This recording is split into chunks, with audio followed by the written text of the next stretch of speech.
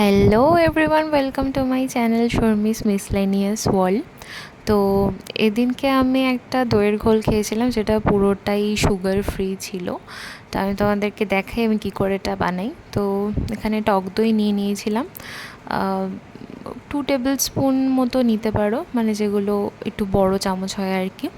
তো আমি এখানে নিয়েছি, আর এটা হচ্ছে আমার খুব ফেভারিট একটা কাপ সেটা হচ্ছে একটা পান্ডা রয়েছে এখানে।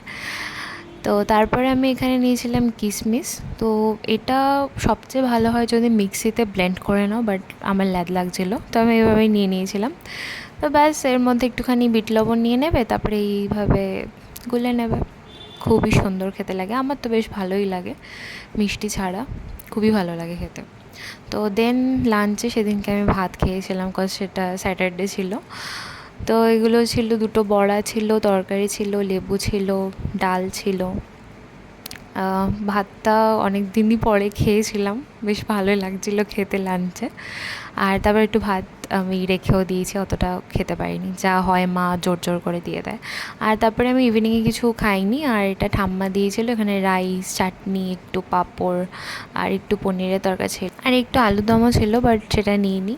So that's it for today, thank you.